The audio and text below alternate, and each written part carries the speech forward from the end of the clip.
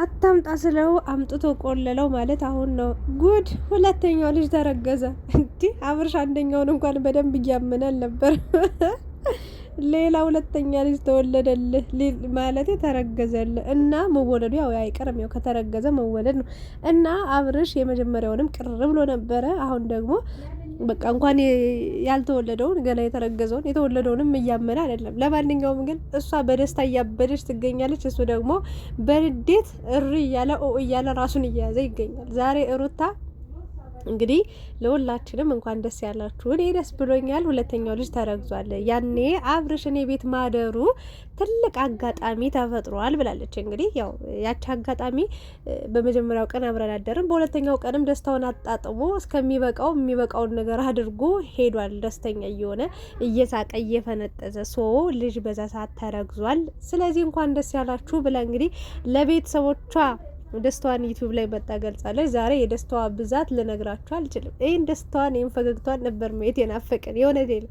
እና ሄርሜላስ ይህንን ነገር ስታየው ምን ጉድ አየች? የትስ ነው መግቢያዋ? የትስ ነው መደበቂያዋ? አብረሽስ በዚሁ እንዲሁ እንደጨከነ እንደቆረጠ በዛው ሊቀር ነው ወይንስ ደግሞ ሴቷ ልጅ ያው ድጋሚ ወንድ ከወለደች ያው ድጋሚ ሴት ነው የምትወለደው። ሴቷ ስትመጣለትስ እንዴት ነው ስሜቱን ሊቀበሉ የሚችለው የሚለው ነገር አሳሳቢ ይሆናል። ብቻ ባጭሩ ግን ዛሬው ኮሜንቱ በሙሉ እንኳን ደስ ያለሽ ሩታ፣ እንኳን ደስ ያለሽ እያላችሁ አብርሽና ሩታ ባካችሁ አንድ ላይ ሆኑ። ይሄ ደስ የሚል ዜና ነው። ጥሩ ነው። በቃ ለበጎ ነው፣ ለጥሩ ነገር ነው ይሄ ልጅ የተረገዘው ወይም እች ልጅ የተረገዘችው በማለት እንግዲህ ደስታቸውን እየገለጹ ይገኛሉ። አንዳንዶቹ ደግሞ ውሸቷን ነው ሩታ አብርሽን ወጥመድ ውስጥ ለማስገባት ነው፣ አብርሽን ወደ እሱ ለመውሰድ ነው፣ ከሄርሜላ ጋር አንዱ መሆኑን አይታ ነው ምናምን ብላችኋል። ለዛ ምላሽም እንግዲህ ተሰጣችኋል ብዬ አስባለሁ። የኔ ፍቅር አለች ቢያንስ አሁን አብርሽ ህይወቴን ጀምሬያለሁ፣ ህይወት አለኝ ምን አለኝ እያለ ነው አውቃለሁ፣ እረዳለሁ። ሌላ የጀመረው ላይፍ አለ። ነገር ግን አለች እሱ የ2 ሳምንት ፍቅር ነው፣ ለዛውም 2 ሳምንት ራሱ አይሞላውም በደንብ። እኔ አለች ለ2 አመት ከዛም በላይ የለፋውበትና የኖርኩበት ህይወት ስለሆነ ምንም አይመስለኝም። ስለዚህ በማርገዜም በጣም ደስተኛ ነኝ በማለት እንግዲህ ምላሿን ሰጣለች። ዛሬ እንግዲህ አብርሽን ያው ላግኜ በጣም ደስ የሚል ነገር አለኝ፣ ጥሩ ዜና ልንገር ብለው ተገናኝተዋል። አብርሽ የመሰለው ሌላ ነገር የምታወራ ወይ አልጠበቀም ጭራሽ ልጅ እንኳን እሱ እኛም አልጠበቅንም ነበር፣ እንኳን እኛ ሩታም አልጠበቅችም ነበርና አብርሽ እኔ በጣም ደስ ብሎኛል። ቀደስታዬን መቆጣጠር አልቻልኩ። ምንድነው የተፈጠረው? ኧረ ንገሪኝ፣ አትቀልጂ።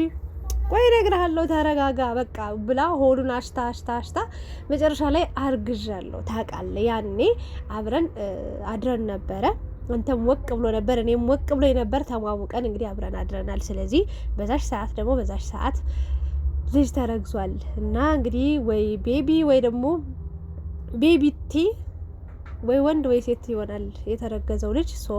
ሰሞኑን ሲያቅለሸልሸኝ ሲያስታውከኝ ቦሚት ሲለኝ ስቲክ የፕሬግናንት ስቲክ አለች አይደለ? የእርግዝና መለኪያዋ ወይም ደግሞ ቤታችሁ ውስጥ በሽንት መልክ እዛች ስቲኳ ላይ ወይ ደግሞ እንጨቷ ላይ ስታረጉባት ለተወሰነ ደቂቃ ከጠበቃችሁ በኋላ ነፍሰ ጡር መሆናችሁና ለመሆናችሁን ያው ያሳውቃል። 2 መስመር ከወጣ እንግዲህ ነፍሰ ጡር እንደሆነች አንድ ሴት ይታወቃል ይላሉ። በእርግጥ እኔ ስቲኩን አይቼውም ገዝቼውም አይቼው አላውቅም። የእውነት ለመናገር በሶሻል ሚዲያ ግን ብዙ ሰዎች ቼክ የሚያደርጉበት እርግዝናቸውን ቤታቸው ውስጥ ሆነው ያቺ ፕሬግናንት ስቲኳ ነች። ያችን አምጥቼ ቼክ አረኩኝ። ነፍሰ ጡር ሆኛለሁ። የስንት ጊዜ የስንት ወር እንደሆንኩኝ ወይ ደግሞ የስንት ሳምንት የስንት ጊዜ እንደሆንኩ አላቅም ብላለች። በእርግጥ ገና ነው፣ ገና 1 ወር እንኳን ሞላቸው እንዴ አብረው ካደሩ። እኔ አላቅም መቼ እንደሆነ። ለማንኛውም ግን አብርሽ ይሄንን ነገር ሊቀበል ሊያምን አልቻለም። አልፈልግም፣ ተይ ይሄንን ውሸት አቆሚ፣ ይሄንን ቀልድ አቆሚ፣ ተይ እንደዚህ አላደረኩም፣ እኔ ሊፈጠርም አይችልም እና ህይወት ልኖርበት እባክሽ ብሎ ነው የለመናት። መጨረሻ ላይ ግን ያው እኔ አላቅልሽም፣ ተረግዞም ከሆነ ያረገዝሽበት ቦታ ሄደሽ ፈልጊ፣ እኔ አላቅም ነው ያላትና ሩታ ደግሞ እንኳን ይሄኛውን አለች ያኛውንም ምታምን አይመስለኝም እየተጠራጠርክ ነው ብላለች። በእርግጥ ያኛው ራሱ ተረገዘ ሲባል በሰዓቱ አይታችሁ ሰምታችሁ ከሆነ አብርሽ 100% ደስተኛ አልነበረም። በደንብ ነው የማስታውሰው። ስትነግረው በጣም ቅር የተሰኘበት ነገር ነበር። አሁን ለምን ሆነ ጊዜው አሁን አልነበረ ምናምን በጣም ፈርቶ ነበር። በእርግጥ አባትነት ኃላፊነት መውሰድ በጣም ብዙ ከባባድ ነገሮች እንዳሉ ግልጽ ነው። እሷም እንደዛው። ግን ደግሞ ከተወለደ ያድጋል። እንኳን እንደናንተ ተንቀባሮ የሚያድግ የሚኖር ሰው ይቅርና የኔ ቢጤዎች እንኳን ጎዳና ላይ እያሳደጉ ልጆቻቸውን እየለመኑ እንኳን ስንት ትልልቅ ልጆችን አደርሰው ጧሪ ቀባሪ አግኝተው የሚኖሩ ሰዎች አሉ። እናንተ ደግሞ የጎደላችሁ ነገር የለም። ሁሉ ሙሉ ነው። ሁሉ የሞላ ነው። ጸባይና ፍቅር ነው ያጣችሁ። ይሄ ነው ያለው ነገር። ሶ አላቅም ብሎ መጨረሻ ላይ በቃ አባቱን ፈልጊ ብሏት ነው ሄደው እና ሩታ የእውነት እርጉዝ ነች ወይንስ አይደለችም የሚለው ጥያቄ ምልክት ነው እንደኔ። እኔ እውነቱን ንገሪኝ ካላችሁ አሁን ላይ ሄርሜላም አብርሽም ሩታም የሚሰሩት ነገር ድራማ ማለት አንዳንዴ ድራማ ነው እላለሁ። አንዳንዴ ሌላ ጊዜ ደግሞ የሆነ ቪዲዮ ሲሰሩ አረ ይሄ ድራማም አይደለም እንዲህ እየሆኑ እንዲህ እያለቀሱ እንዲህ ብዬ ደግሞ እንትን እላለሁ እና ሰሞኑን እንግዲህ እሁድ ከባድ የቀጠሮ ጌም አለን ብለዋል አብርሽ።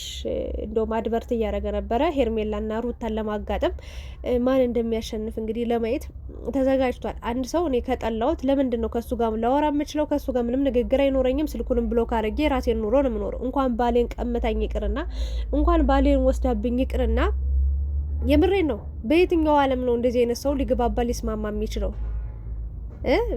አይስማሙም። ግን ሩታና ሄርሜላ ደግሞ እኔ እንደተስማሙ ነው የማየው።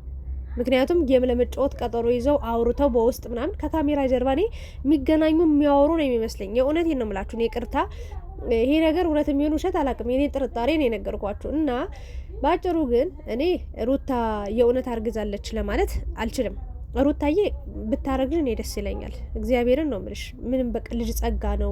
ወጣቶች ናችሁ። በወጣትነታችሁ ውልድ አድርገሽ በቃ ፏ ብለሽ ኑሮሽን መኖር ትችያለሽ። ምክንያቱም አለሽ እስከ ጥግ ድረስ ምትበይው አላጣሽ፣ ምትጠጪው አላጣሽ፣ ምትለብሹ ራሱ በየሳምንቱ በየቀኑ የጸጉር ስታይላችሁ፣ አለባበሳችሁ በጣም በቃ የተንደላቀቀ የሀብታም ኑሮ ነው የምትኖሩ። ስለዚህ ለልጃችሁ ይሄ ልዑል ራሱ የኔ ቆንጆ እድግ ይበልላችሁ።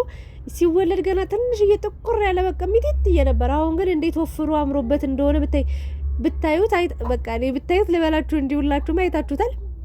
ቆንጅዬ ሆኗል። ስለዚህ ሌላ አንድ ሴት ቢደገም በጣም ምርጥና ጸዴ ነው የሚሆነው። ግን እኔ እንደማስበው ሩታውን አብርሽን ልመና ላይ ነች።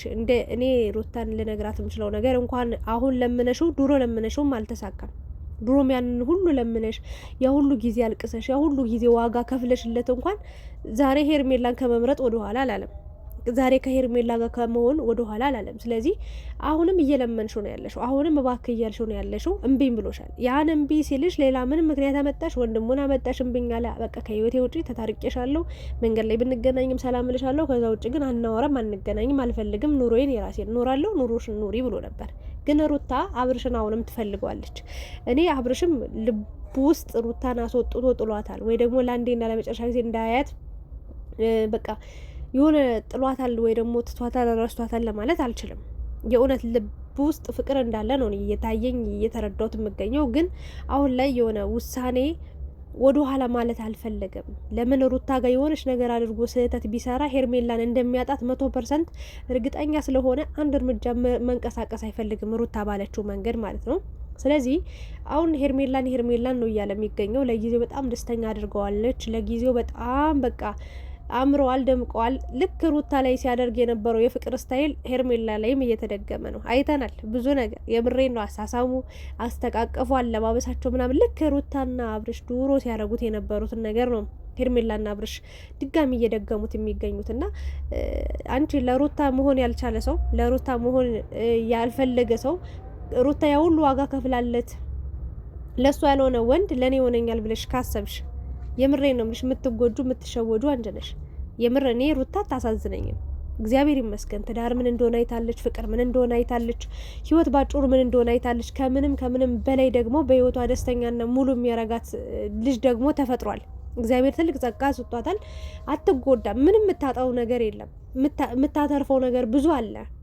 ከዛ ከለፋችባቸው አመታቶች፣ ከደከመችባቸው፣ ዋጋ ከከፈለችባቸው ህይወቶች ብዙ የምታገኛቸው ጥቅሞች አሉ። ያተረፈቻቸው ብዙ ነገሮች አሉ። አንቺ ግን እኔ እንጃ መጨረሻሽ ምን ሊሆን እንደሚችል አላቅም። ወይ ልጅ ያስታቅፍሽና አላቅሽም ብሎ ወደ ሄርሜላ ይሄዳል፣ ወደ ሩታ ይሄዳል። ወይ ደግሞ ልክ እንዳንቺ አይነት ደግሞ ያበደች ሴት ደግሞ ስትመጣ ወደ እሷም ሊሄድ ይችላል። ምን ይታወቃል? ለሩታ ያልሆነ ለአንቺ ሊሆን አይችልም። ለፍቅር ያልሆነ ለነፂም አልሆነላትም። ለነፂም ያልሆነ ለሩታም መሆን አልቻለም። ለሩታ ያልሆነ ወንድ ደግሞ ለአንቺም ሊሆን ይችላል ብዬ አላስብም። እና እኔ ባጭሩ አብርሽ ያው ሜቢ ይሄ ልጅ እውነትም ሊሆን ይችላል፣ ግን እንደኔ እንዳተረዳሁትኝ እንዳሰብኩት ሩታ አብርሽን ወደ ራሷ ለመሳብ ወይም እሱ ጋር መኖር ፍላጎቷ እሱ አብቅቷል አልቋል ቢልም እሱ አላለቀም አላበቃም፣ ፍቅራችን እንደ አዲስ መቀጠል አለበት፣ ልጃችን አብረን ማሳደግ አለብን ብላ እያሰበች ያለች ይመስለኛል። ለማንኛውም እውነትም ከሆነ አብርሽ ለምትናገረው ንግግር ጥንቃቄ አድርግ። ምክንያቱም ከዚህ በፊት ነፍሰ ጡር ሁና ጎድታታል፣ ብዙ አስቀያሚ ቃል ተናግረሃታል፣ ከዛ ወልዳም ብዙ ነገሮች አሉና ልጅህ ነገ ያድጋል፣ ይጠይቃል። አባቢ ምንድን ያደረግከው? አባቢ ምንድን ያልከው? ክፉ ቃል ለዘላለም አይጠፋም አእምሯችን ውስጥና ክፉ ቃል ከመናገር ተቆጠብ። ሩታ የፈለገ ነገር የሆነ ልታወራ ትችላለች፣ እንደው የሆነ ከወንድ ጋር ልትገናኝ ትችላለች ምናምን፣ ግን እንደዚህ አይነት ብልግና እንኳን ልጅ እስከ መረገዝ ይቅርና እስከ መሳሳም ትደርሳለች ብዬ አላስብም። አባቱን ፈልጊ ወይ ደግሞ እኔ አይደለሁም ካረገዝሽበት ሂደሽ ፈልጊ ምናምን አይባልም። ለማንኛውም ግን እስኪ እውነት ይሁን ውሸትም ያው እየገፋ ሲሄድ 1 2 ቀን 3 ቀን 1 ወር 2 ወር እያለ ሲሄድ ደግሞ የምናየው ይሆናል። ያንን ልጅም ተረግዞ ልዑልን እስክናየው ማንም ሰው አላመናትም ነበር። አላረገዘችም፣ ውሸቷን ነው ምናምን እያላችሁ ነበረ። ለማንኛውም ተረግዞ ተወልዶ ቁሞ እየሄደ ነው። እናንተ እዛ ቁጭ ብላችኋል። ለማንኛውም እና አሁንም ያው ምናልባት እውነትም ሊሆን ይችላል፣ ምናልባት ደግሞ አብርሽን ወደ እሷ ለመሳብ የተፈጠረ ነገር ነው ብዬ አስባለሁ። ግን እኔ ሩታ በዚህ ልክ አብርሽን ለማግኘት በዚህ ልክ ክብርሽን ዝቅ አታድርጊ። በቃ ራስሽን ሆነሽ ኑሪ። በቃ ከራስሽ ጋር አውሪ፣ ስለ ራስሽ ኑሪ። ምክንያቱም አንቺ እንዲህ በተከተል ተይም ባክሽ ነው ያለሽ። በጣም እየጠላሽ መጣ። እግዚአብሔርን ነው የምልሽ። ሩታ አይተሽ ከሆነ አሁን ላይ እሱን አንተን ስትዩ በቃ የሆነ ላንቺ የነበረው ቦታ በጣም ያቺ ጀግናዋ ነብሯ፣ አልነካ ባይዋ፣ አልደፈር ባይዋ፣ በጣም ኮስታራዋ ነብሯ ዛሬ ላይ ዝልፍልፍ ብላለች። በቃ እጅ ሰጣለች። ልመና ላይ ናት። ዝቅ ብላለች። ሶ ሄርሜላ ሙድ እያያዘችብሽ ነው። አብርሽም በጣም የሆነ ቦታሽ እየወረደበት መጣና ከቻልሽ በቃ በራስሽ መንገድ ብትኖሪ የሆነ ሰዓት ላይ መመለሱ አይቀርም። በቃ ትዕግስት አድርገሽ ያንን ነገር ወደ ራስሽ ተመልሰሽ ከራስሽ ጋር ብትኖሪ ተሻለ ነው። ደስታ ምናምን ለሚባለው ምንም አይጠቅምሽም። ምንም አብርሽ ያልሆነሽ ይሄ ይሆነኛል ብለሽ እንዳታስቢ። የምሬ ነው። በእርግጥ ሰው አንድ አይነት አይደለም፣ ግን በቃ እንዲህ ዋጋ የከፈልሽለት ኑሮና ፍቅር፣ እንደዚህ ዋጋ የከፈልሽለት ትዳር ያልሆነሽ አዲስ ሰው ገና ዛሬ የሚል ሰው መጦ ምን ሊያደርግልሽ ይችላል? እንዲህ ነሽ እኮ አንቺ እኮ እንደዛ ነሽ እያለ ህይወትሽን በሙሉ ሲያሸማቅቅሽ በቃ ሲያጣጥልሽ ነው የሚኖረው። የምሬ ነው። እና ከደስታ ጋር ያለውን ነገር ከታርገሽ እህቶችሽም ያው ወደማይሆን መንገድ እንድትገቢ እያደረጉሽ ስለሆነ አብርሽ የሰራውን ስህተት አንቺም እንዳትደግሚው ራሽን ጠብቀሽ ራሽን ቆጥበሽ ከልጅሽ ጋር ጊዜ አሳልፊ፣ ደስተኛ ሁኚ። ከዛ ውጭ ቤተሰቦችሽን እየሄድሽ ጠይቂ፣ ከቤተሰቦችሽ አትራቂ። በቃ ይሄንን ነው። ከቤተሰብ ከእናት ከአባት ትልቅ ትምህርት ታገኛለሽ፣ ትልቅ ምርቃት አላቸው። ሶ ያ ነገር ላንቺ ጠቃሚ ነው ለህይወትሽ። ደስተኛ ሁኚ፣ ሁሌም አይክፋሽ። አብርሽም ደግሞ ያው ቆም ብለህ ለማሰብ ሞክር። አሁንም ጊዜው አልረፈደም። አሁንም እየለመነች ነው ሩታ። ዛሬ እንዲህ የለመነች ነገር ደግሞ አልቅሰህ ልትለምናትም ትችላለህ። አንዳንድ ጊዜ ተለዋዋጭ ነው። ሁላችንም ባለንበት አንቀጥልም። አንዱ አሁን ያገኘው ሌላ ጊዜ ሊያጣ ይችላል። ሌላ ጊዜ ዛሬ ያገኘው ያጣው ሌላ ጊዜ ሊያገኝ ይችላል። ሌላ ጊዜ ያጣው ምናምን እንደዛ ነው። ህይወት ይቀያየራል። ሶ አስተውል ለማለት ነው። ለማንኛውም የዛሬውን ቪዲዮ እናንተስ እንዴት አያችሁት? ሩታ አውቃ ነው አብርሽን ወደሱ ለመውሰድ ፈልጋ ነው ይሄንን ነገር ያደረገችው ወይንስ ደግሞ ምናልባት በዛች ቀንም ባትሆን ሌላ ቀንም አብረው አድረው ሊሆን ስለሚችል የእውነት ልጅ ሊሆን ይችላል ብላችሁ ታስባላችሁ? በእርግጥ ቦርጫ ተልቆ ስታዩ ብዙ ሰዎች የእውነቴን ነው ልጁ እንደተወለደ አካባቢ ራሱ ከዛ በኋላ ከ4 ወር ከ3 ወር በኋላ ራሱ ማለት 4 ወር ራሱ ሳይሞላት አረገዝሽ እንዴ እንደዚህ ሆነ እንዴ ምናምን እያላችሁ ስትጨቀጭቋት ነበር። ዛሬ እኔም ቦርጭ መስሎኝ ነበር ግን ልጅ ነው በማለት መጣለች። ምን ተላላችሁ? ውሸት ነው ወይንስ እውነት? አብርሽስ ምን አይነት መንገድ ነው መከተል ያለበት? በምን አይነት መንገድ ነው መቀበል ያለበት ትላላችሁ? ወይንስ ከነጭራሹ አይቀበላት ትላላችሁ? ሀሳባችሁን አስቀምጡ። የኔ ሀሳብ ይህንን ይመስል ነበር። ላይክ፣ ሼር፣ ሰብስክራይብ ማድረጋችሁን እንዳትረሱ። እወዳችኋለሁ። ለማንኛውም ግን እሁድ ቀን የሄርሜላና የሩታ ከባድ የቀጠሮ ጌም አለ ቲክታክ ላይ እንዳትቀሩ ጥሪ ተደርጎላችኋል። እርግጠኛ ነኝ የምሬ ነው ነብሯ ታሸንፋለች ሩታ። እንዴ ሄርሜላ ሰው አላት እንዴ? ያቃታል እንዴ? ሰው አረ ያቃት እናቃትም። ለማንኛውም ይመቻችሁ።